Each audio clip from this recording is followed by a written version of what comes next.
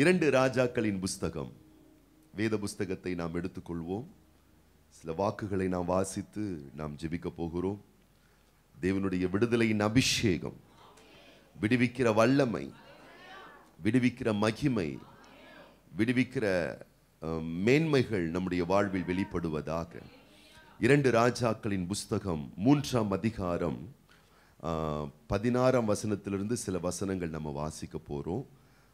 எல்லாரும் எடுத்துக்கொள்ளுங்க. பழைய ஏற்பாட்டின் புஸ்தகம் இரண்டு ராஜாக்களின் புஸ்தகம் 3ஆம் அதிகாரம் 16ஆம் வசனத்திலிருந்து.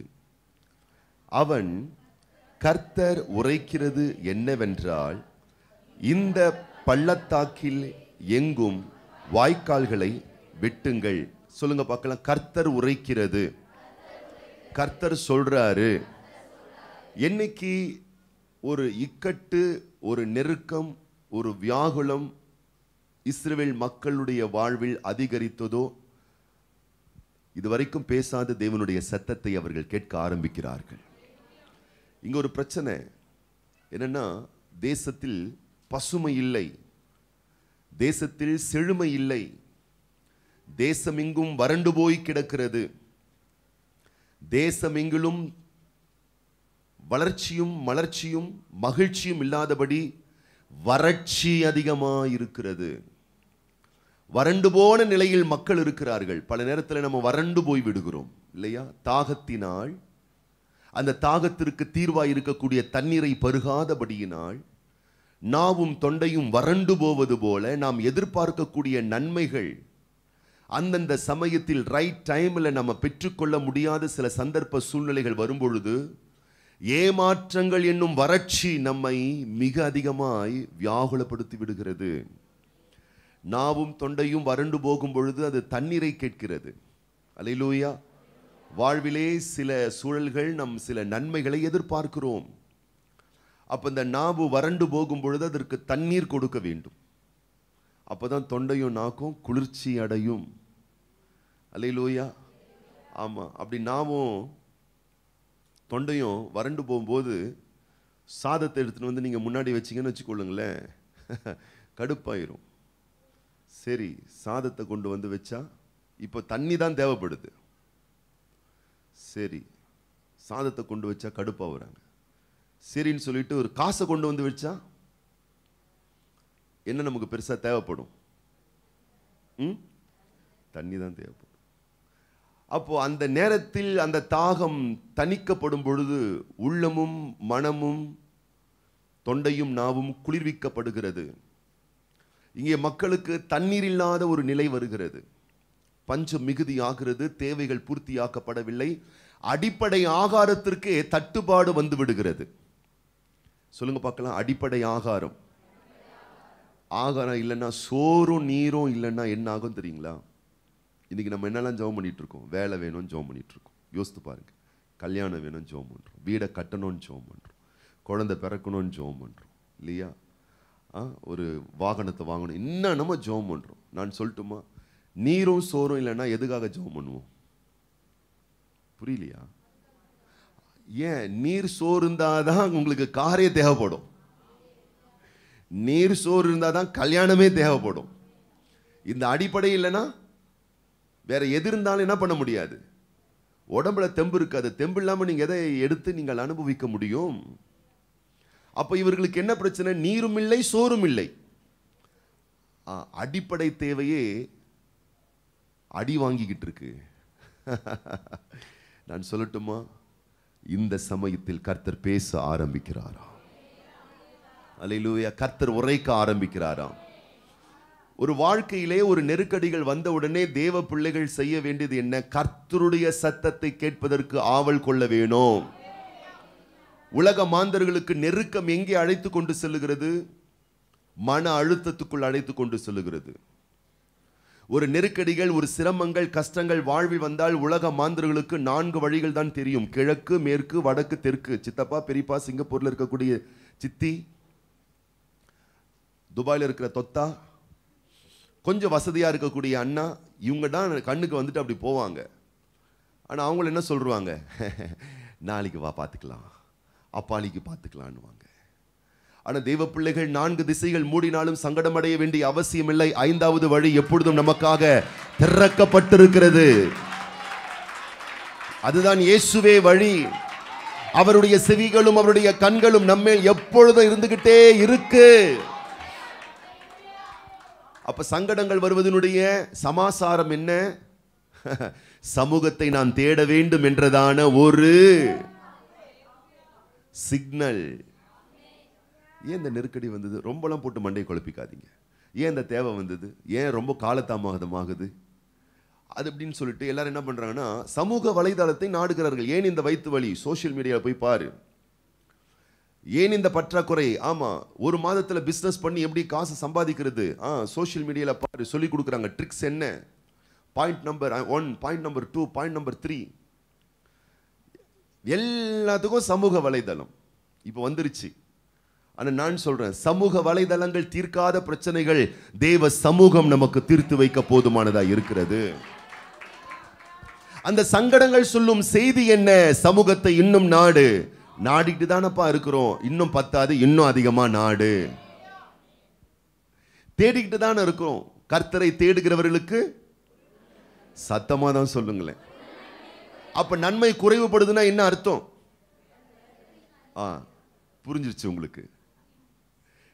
கர்த்தரை தேடுகிறவர்களுக்கு நன்மை இல்லை, ஒரு நன்மையும் குறைவு படாது. இதான வசனம். வசனம் பொய் சொல்லுமா? மாறுமா? மாறாது. கர்த்தரை தேடுகிறவர்களுக்கு ஒரு நன்மையும். அப்போ நிறைய நன்மைகள் குறைபடுது. அப்பனா என்ன அர்த்தம்? கர்த்தரை தேடுறோம், தேடாம இல்லை, ஆனா தேட வேண்டிய விதத்துல இன்னும் தேடாம, நாட வேண்டிய விதத்துல இன்னும் நாடாம இருக்கிறோம். அப்போ குறைவுகள் எதை காண்பிக்கிறது? கர்த்தரை நான் தேடுறேன், ஆனா தேட வேண்டிய ரகத்துல இன்னும் தேடல, நாட வேண்டிய ரகத்துல இன்னும் நாடல. அது என்ன தேட வேண்டிய விதம், நாட வேண்டிய விதம் அப்படின்னா, என் உடல் அமர்ந்த நிலையிலோ முழங்கால் படியிட்ட நிலையிலோ அல்லது நின்ற நிலையிலோ இருக்கலாம், அது பிரதானம் அல்ல. என் உள்ளம் உருகி தேவ சன்னிதானத்திலே ஊற்றப்பட வேணும். அன்னாள் ஜெபிக்காதவள் ஒன்றும் அல்ல, அவள் ஜெபிக்க கூடியவள் தான். அவள் இஸ்ரவேல் குடும்பத்தை சேர்ந்தவள். அவளுக்கு பிரமாணங்கள் தெரியும். இஸ்ரவேல் தேவனை குறித்து அவளுக்கு நன்றாய் தெரியும். ஆலயம் தெரியும், ஆலயத்தின் பிரகாரங்கள் தெரியும், பலி முறைமைகள் தெரியும், எல்லாம் தெரியும். ஆனால் ஒரு நாளும் அவள் உள்ளம் முருகி தன்னை தாழ்த்தி மொத்தமா ஆண்டவருக்கு சரண்டர் பண்ணது கிடையாது. வழக்கத்தின்படி அவள் ஆலயத்துக்கு செல்லுகிறாள். எல்கானா ஆலயத்துக்கு போலாம் அப்படின்னு சொன்னா கூட சேர்ந்துக்கிட்டு அவளும் போவா. ஏதோ ஒரு ஊருக்கு போற மாதிரி, திருவிழா போற மாதிரி அப்படி போயிட்டு எல்லாத்தையும் பார்த்துட்டு வேடிக்கை பார்த்துட்டு வந்துருவா. வழக்கத்தின்படி ஆலயத்துக்கு சென்றாள், வழக்கத்தின்படி பிரமாணங்களை அறிந்திருந்தாள், வழக்கத்தின்படி எல்லாரும் அறிஞ்சிருக்கிற மாதிரி அறிஞ்சிருந்தா. ஆனா ஒரு நாள் வித்தியாசமாய் அறிய ஆரம்பித்தாள். ஒரு நாள் விசேஷமாய் தேவனை தேட ஆரம்பித்தாள். அதுதான் என்ன? தேவ சன்னிதானத்திலே ஒட்டுமொத்தமா இதயத்தை ஊற்றி விடுவது. உள்ளம் முருகி தன்னை தாழ்த்தி தேவ சன்னிதானத்தில் சரணாகதி என்ற நிலைக்கு வந்து தன்னுடைய கர்வம், தன்னுடைய மேட்டிமை, தான் என்ற அகங்காரம் எல்லாவற்றையும் ஒதுக்கி வீசி எறிந்துவிட்டு, என் கர்த்தரை தவிர வேற எனக்கு லைஃப்ல பிரதானம் எதுவுமே கிடையாது, என் ஆண்டவருக்கு முன்னாடி என்ன தாழ்த்துறேன், என்ன அர்ப்பணிக்கிறேன், என்ன சரண்டர் பண்றேன்னு சொல்லி. ஏன்னா வந்த நெருக்கம் அப்படிப்பட்ட ஒரு நெருக்கம். ஸ்ட்ரீட்ல நெருக்கம் வரலாம், ஊர்ல நெருக்கம் வரலாம், நாட்டில் நெருக்கம் வரலாம், வேலை ஸ்தலத்தில் நெருக்கம் வரலாம். எல்லாத்தையும் நம்ம சகிச்சுப்போம், தாங்கிப்போம். ஏன்னா அதெல்லாம் ஒரு பார்ட் டைம் ஜாப். நமக்கு வீட்டில் ஒரு மனிதனுக்கு என்றைக்கும் ஒரு நாளும் நெருக்கடி வந்துவிடவே கூடாது. ஏன்னா நம்ம ஃபுல் டைம் ஜாப்பே அங்கதான். நாம் இளைப்பாறுகிற இடம் அது. குடும்பமும் வீடும் ஒரு மனிதனுக்கு நிம்மதியின் ஸ்தலமாக இருக்க வேணும். ஆனா இந்த அண்ணாளுக்கு எங்க பிரச்சனை வந்துருச்சு? வீட்லயே பிரச்சனை வந்துடுச்சு. சக்களத்தி அங்கேயே போட்டு என்ன பண்றா? சட்னி ஆக்குறா. வீட்லயே வந்துருச்சு. அப்ப நான் சொல்றேன், நாட்டில் இருக்கிற பிரச்சனை நாட்டிலையும் ரோட்லையும் வீதியிலேயே பிரச்சனை இருக்கும் பொழுது நம்ம என்ன பண்ணிடணும்? சமூகத்துக்கு இன்னும் ஆழமா வந்து ஊத்திரணும். இல்லைன்னா சமூகத்துக்கு வர்றதுக்கு என்ன ஆகும்? அடி மேல அடி வச்சு அம்மியும் அது மாதிரி என்ன ஆகும்னு கேட்டீங்கன்னா, வீட்டிலேயே வர ஒரு நிர்பந்தங்கள் ஏற்படக்கூடிய நிலைகள் வந்து விடுகிறது. அப்புறம்தான் 107ஆம் சங்கீதத்தை வீட்டில் சென்று வாசித்து பாருங்கள். தங்கள் ஆபத்திலே கர்த்தரை நோக்கி கூப்பிட்டார்கள். தங்கள் ஆபத்திலே கர்த்தரை. அப்போ நம்ம ஒரு விஷயம் நல்லா உள்வாங்கி புரிந்து கொள்ள வேணும். நெருக்கடிகள் உங்களை நொறுக்குவதற்காக வரல, கால தாமதங்கள் உங்களை கஷ்டப்படுத்துவதற்காக வரல, சங்கடங்கள் எல்லாம் உங்களை சங்கடப்படுத்துவதற்காக வரல. இதெல்லாம் வருவதின் நோக்கம் என்ன? தேவன் உறுதிப்படுத்துகிறார், இதையெல்லாம் உன் பக்க பலமாய் இருந்து உன்னால் முடியாததை, உன் ஆற்றலால் முடியாததை, உன் சுய பலத்தால் முடியாததை நான் உன் பக்கத்திலிருந்து அழகா அற்புதமா நான் முடிச்சு கொடுக்கிறேன்.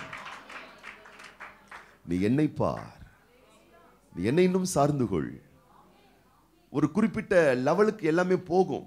பிஸ்னஸ் பெட்டரா போகும், குடும்ப வாழ்க்கை பெட்டரா போகும், கையின் பிரயாசம் பெட்டரா போகும், நம்முடைய ஞானம் கொஞ்சம் தூரத்துக்கு கொண்டு போகும், நம்ம அறிவு கொஞ்சம் தூரத்துக்கு கொண்டு போகும், நம்முடைய ஸ்மார்ட்னஸ், நம்முடைய எல்லா விதமான சாதுரியங்கள், புத்திசாலித்தனங்கள், அனுபவங்கள் கொஞ்ச நாட்கள் கொண்டு போகும், அழகா கொண்டு போகும். அதை நம்பி நம்ம ரொம்ப தூரம் போயிட முடியாது. அல்லேலூயா. பக்கத்துல பார்த்து சொல்லுங்க, திருச்சிக்கு போனோம்னா ஆமா 100 ரூபாய் பெட்ரோல் போட்டு போக முடியாது. ஒரு கார்ல நீங்க போறீங்கன்னு சொன்னா ஆமா ஒரு 300 கிலோமீட்டர் தூரம், 400 கிலோமீட்டர் தூரம், 500 கிலோமீட்டர் தூரம் நீங்க போறீங்க அப்படின்னு சொன்னா கார்ல 1 லிட்டர் பெட்ரோல் இருக்கு, பைக்ல 1 லிட்டர் பெட்ரோல் இருக்கு. அந்த 1 லிட்டர் பெட்ரோலை வச்சுக்கிட்டு ஒரு 1 கிலோமீட்டர், 2 கிலோமீட்டர், 3 கிலோமீட்டர் தூரம் போலாம், 10 கிலோமீட்டர் தூரம் போலாம். சொல்லுங்க பார்க்கலாம். இருக்கிற பெட்ரோலை வச்சுக்கிட்டு, இருக்கிற டீசலை வச்சுக்கிட்டு சில கிலோமீட்டர் தூரம் போலாம், ஆனா அடைய வேண்டிய இடத்தை அடைஞ்சிட முடியாது. சொல்லுங்க. இருக்கிற காசை வச்சுக்கிட்டு, இருக்கிற ஞானத்தை வச்சுக்கிட்டு, இருக்கிற அறிவை வச்சுக்கிட்டு, இருக்கிற புத்திசாலித்தனத்தை வச்சுக்கிட்டு, இருக்கிற அனுபவத்தை வச்சுக்கிட்டு கொஞ்ச நாள் கடத்தலாம், ஆனா கடைசி வரைக்கும் சிறப்பாய் வாழ்ந்து விட முடியாது. அந்த கடைசி இறுதி வரைக்கும் சிறப்பாய் வாழ்ந்து விட வேண்டுமே ஆனால் கர்த்தர் உரைக்கிறதை நான் கேட்க வேணும். கர்த்தர் உரைப்பதை நான் உள்வாங்க வேணும். எத்தனை பேர் ஆமென் சொல்றோம்? அல்லேலூயா. அப்ப தேவன் பயிற்றுவிக்கிறார். நமக்கு என்ன பயிற்றுவிக்கிறார்? எல்லா சூழ்நிலையிலையும், எல்லா நெருக்கத்திலேயும், எல்லா விதத்திலேயும் எதுவுமே இல்லாத ஒரு சூழ்நிலை வருது. ஏன் வருது? நீ அழறதுக்காக வரல, நீ சங்கடப்படுத்துறதுக்காக வரல, நீ வியாகுலம் அடைய வேண்டும் என்பதற்காக வரல. அந்த எல்லா விதமான பற்றாக்குறையின் மத்தியிலையும் நான் கவலையின்றி கர்த்தரை நோக்கி பார்ப்பேன். கர்த்தர் என்னை காகங்களை கொண்டாகிலும் போஷிப்பதற்கு அவர் உண்மையுள்ளவராய் இருக்கிறார் என்ற ஒரு வலிமையான ஒரு விசுவாசம் உனக்குள்ளாக உருவாக்கப்பட வேண்டும் என்பதற்காகத்தான். ஏதுமில்ல என்ற கவலை இல்ல, துணையாளர் என்னை விட்டு. ஏதுமில்ல என்ற கவலை இல்ல, துணையாளர் என்னை விட்டு. சொன்னதை செய்திடும் தகப்பன்னவர், சொன்னதை செய்திடும். நம்புவேன் இறுதி வரை, நம்புவேன் இறுதி வரை, நம்புவேன் வரை, நம்புவேன் இறுதி வரை.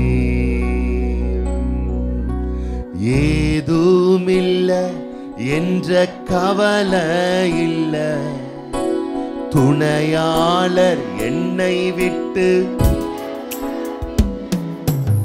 ஏதுமில்ல என்ற சொல்லலாம், துணையாளர். சொன்னதை செய்திடும் தகப்பன்னவர், சொன்னதை செய்திடும். கரம் உயர்த்தி நம்புவேன் இறுதி வரை, நம்புவேன் இறுதி வரை, நம்புவேன் இறுதி வரை,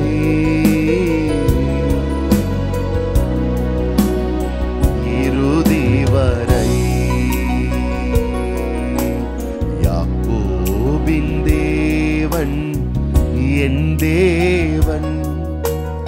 எனக்கென்றும் துணையவரே, என்னாலும் நடத்துவாரே.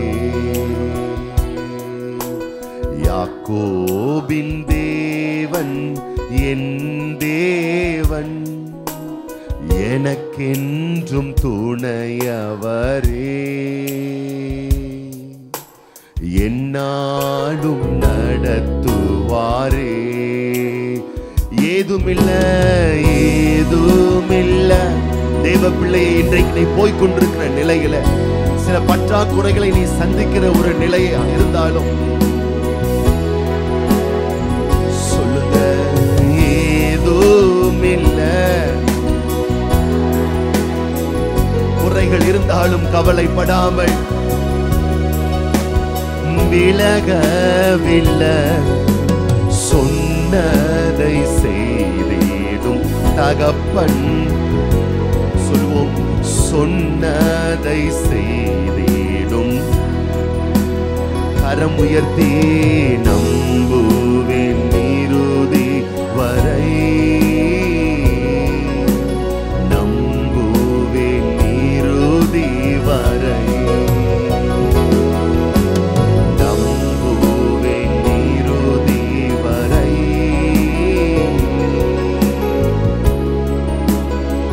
இறுதி வரை.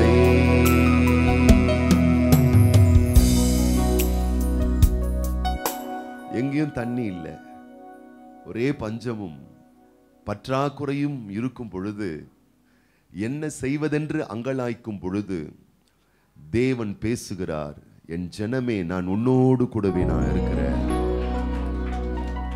தேவன் பேசுவதற்கு வேத வசனங்கள் மூலம் அனுமதி கொடுங்கள்.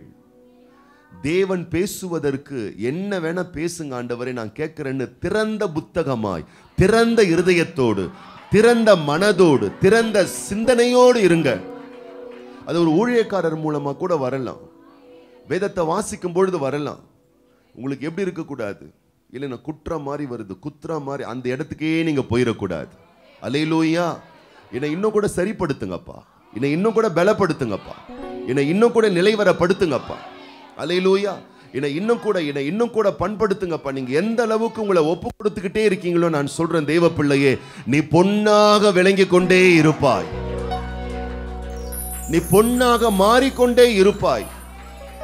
ஒரு நாள் வரும், நீ ஆச்சரியப்படக்கூடிய அபார உறுதியின் மனநிலையை அடைவாய். எந்த சூழ்நிலையும் ஒண்ணுமே பண்ண முடியாது. அல்லேலூயா. மொத்தத்துல எப்படி தெரியுமா ஆயிருவோம், நல்ல எரும மாடு தோல் மாதிரி ஆயிருவோம். அல்லேலூயா. ஆமா, வியாதி வந்தாலும், நெருக்கடி வந்தாலும், பிரச்சனை வந்தாலும், போராட்டம் வந்தாலும், கர்த்தருக்குள் எப்பொழுதும் நீ மகிழ்ச்சியாவே இருப்ப. அங்க அகங்காரம் இருக்காது, கர்வம் இருக்காது, ஈகோ இருக்காது, பொறாமை இருக்காது, பெருமை இருக்காது. ஃபுல்லா தேவனுடைய அன்பும் பாசமும் தாழ்மையும் கீழ்ப்படிதலும், மொத்தமா கர்த்தருடைய பிரசன்னம் உன் மேலேயே தங்கி தாபரித்து நிற்கும். தேவ வல்லமை அப்படியே உன்னை சரண்ட் பண்ணிக்கிட்டே இருக்கும். தேவ பிரசன்னம் உன்னை அழகா காப்பாத்திக்கிட்டு இருக்கும். அப்படிப்பட்ட கூட்டம் தான் பேதையின் கூட்டமா.